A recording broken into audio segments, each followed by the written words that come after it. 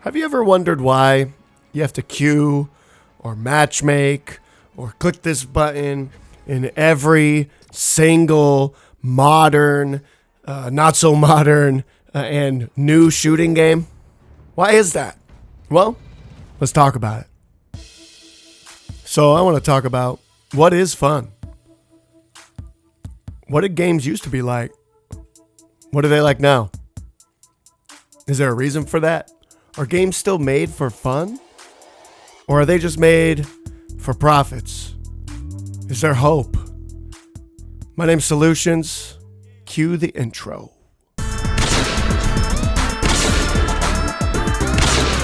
Maximum!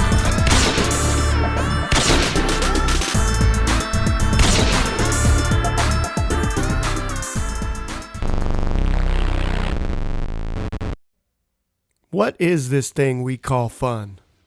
What is it? What does the word fun mean? In video games, fun is just something you make. It could be just the freedom to make fun happen, or the options or the tools within some kind of environment or sandbox or a game for fun to happen. Winning is fun. Being a part of something bigger than yourself is fun.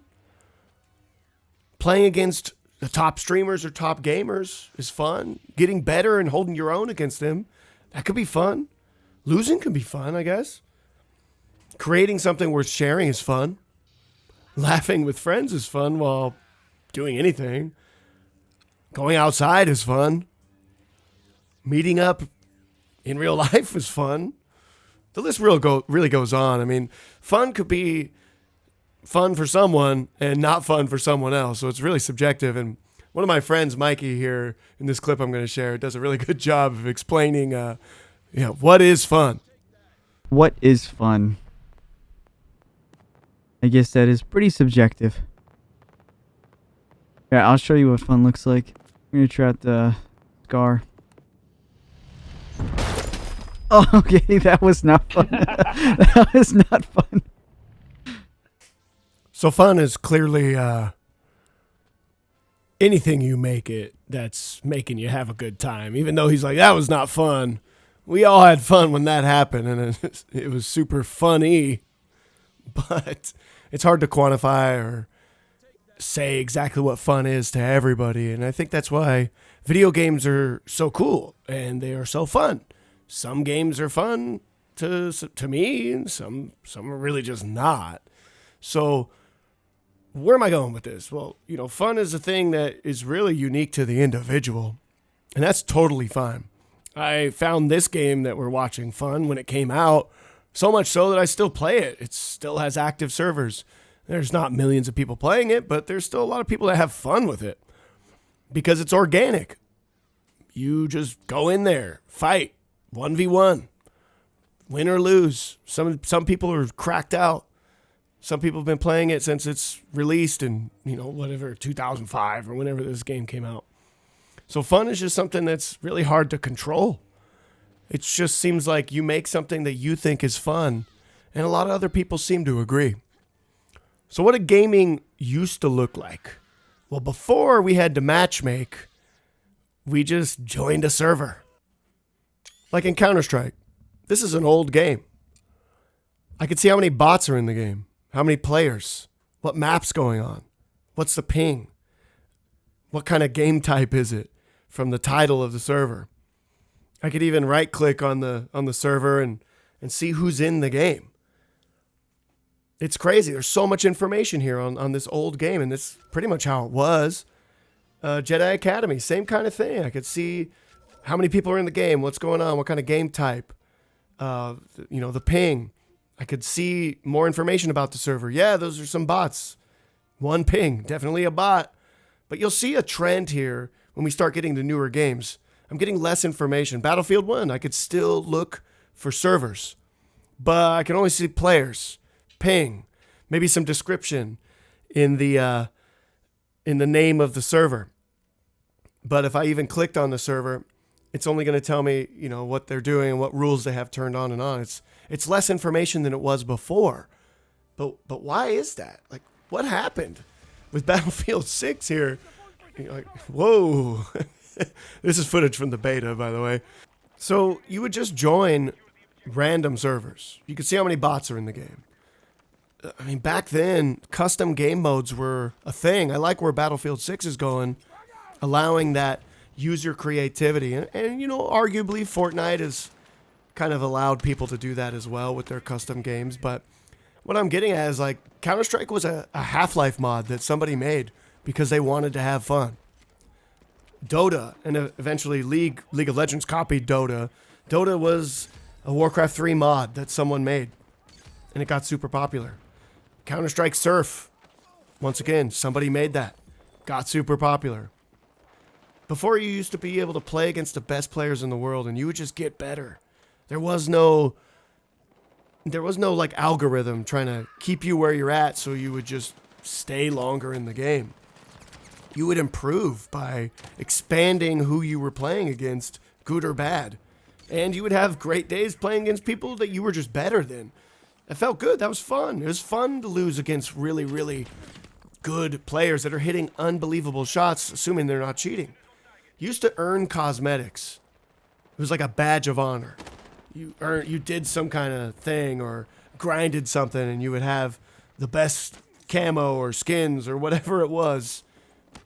Cosmetics used to be a thing that would show what you did or what kind of player you were. But now, you could just buy cosmetics. Show everyone how rich your parents are or how rich you are. Just swipe your credit card. Or buy the battle pass and earn it. It's like the illusion of earning it with the battle pass. Why does every game have a battle pass now? I don't know where it was said online, but quoting some random Chad here where he said, I used to go to the store and find a game, but now I go to a game and find a store. Why is that? Like, why does every game have a battle pass now? You used to be able to just join random servers, but now you have to matchmake. Like, mandatory. So the game can use its algorithms. You call it what you want to call it. SBMM, skill-based matchmaking, eomm, engagement optimized matchmaking, whatever it is. It seems to be there to control your experience, to kind of make sure that you're having fun, because they've decided that fun is just winning. Fun is just getting a bunch of kills. Fun must be playing against bots in a lot of games. Bots that aren't even named a bot. They're meant to look like real players to further manipulate you. And that's all it is. It's a manipulation thing, in my opinion. I didn't notice this much, but especially I noticed it in Fortnite. I don't know if they're like the innovators of this stuff, but a lot of my friends' kids played Fortnite so much to where that, you know, they no-life this, and I just assumed that they were just little chads at this game when how much they talked about it and played it together. And so I don't know that I joined them once. I played it when it was on release. I didn't really play it that much. After that, didn't learn how to build that well, and no build came out, and I was like, I'll play with you guys. We could play no build or whatever, custom gun games or anything. And I thought these guys were just going to dominate me, but these kids, I just mopped the floor with these kids. They were so bad. I don't think that they killed me once or twice in a gun game, you know, in the span of like 50 to 100 kills. And that's when I realized that they have been carried along by skill-based matchmaking and playing against bots, and they haven't even realized it. And it has dampered their skill level or ability to get better, because Fortnite and Epic Games in their wisdom had decided that people don't like losing, and they tend to log off when they lose. And that's probably true for a lot of people, certainly the majority. And they found that the longer they can keep you in the game having quote-unquote fun or winning or getting kills, you're probably going to spend more money. It's definitely a metric that they're looking at because this technology exists now. This is exactly what it is. They're just trying to milk your playtime and get as much playtime out of you, because if they can get as much playtime out of you, that means they can get more revenue out of you. Essentially, you're just a revenue machine. And we're all falling into the product. Tons of games do this now. Destiny is a huge example of that, where they just have these time-gated achievements or cosmetics or weapons even, where you have to grind this much to get this now, or you have to do this so many times, or this arbitrary thing that's not fun to get what you want before time runs out. So there's all these tactics of fear of missing out, you know. You want to be in the cool kids club. You want to get all the cool cosmetics or guns or whatever it is. It's because the longer you play a game, they know, the more likely you're going to spend more money. Someone told me, who was much smarter than me, they said, water, like on Earth, like when it's flowing, it seeks the lowest point until it gets to the lowest point on the ground, and it kind of accumulates there, right? Makes a lake or a puddle or a pool. Water just goes to the lowest point of the floor. And electricity seeks the path of least resistance to the ground.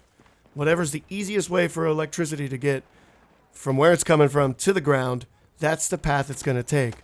And it's no surprise that humans are made up of mostly water and electricity.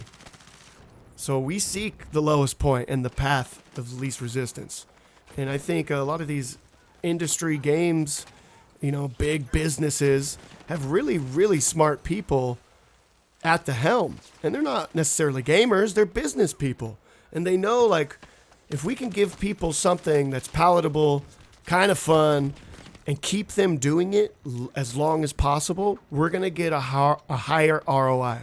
We're going to get way more returns on our investment. And that kind of brings me to where gaming is now. Like, we got bots in Fortnite that look like humans. We got bots in Marvel Rivals that look like humans. We have a whole game mode with bots in Warzone. Like, why? Where did this come from? Before, bots were not even good. I mean, they're still arguably not even good. I mean, you could play really hard AI in some games, but they were named bot, bot 1, bot 2. But now they're named like human names to try to emulate a human player. So you think you got a kill and you think you're doing good. It's like the illusion of fun. And it comes down to games being made for profits versus being made for fun. Now, is there anything wrong with a business having a strategy, a product strategy, and wanting a return on their investment? Absolutely not. I think that's good. That's what makes businesses successful. That's what makes products typically better. But games have kind of went in this weird direction where they know what people want to do, like the majority of people. So they're just going to give them that content in like a multiplayer setting, which is unlimited content. Multiplayer can be. And so I think people have determined, or business people have determined, that if we can just give them this thing that I think they want to do, they'll stay in it, and then the metrics don't lie. People like getting headshots on a bot that is a fake human. They don't know it's a bot. Eventually they do find out and they just stop playing. But, gamers, what am I getting at is, like, gamers used to make games they wanted to play. And gamers play those games because they're fun. And then that game gets popular. And then lots of people buy it. So this is like the cycle of development, or development studios. People who are passionate make a game that they want to play. It gets super popular, and then businesses come in, they buy it, they want a return on their investment, and they seek to milk that return as much as possible because they probably spent a lot of money to buy this studio and these people. There's so many new games like this that are being designed by and for the shareholders instead of designed by and for the gamers. Sometimes it just gets so obvious that a game just wants your money that people just don't play the game initially, or they stop playing the game. We all know some recent games that just didn't even release or won't ever release. And we've seen it happen with tons of other shooters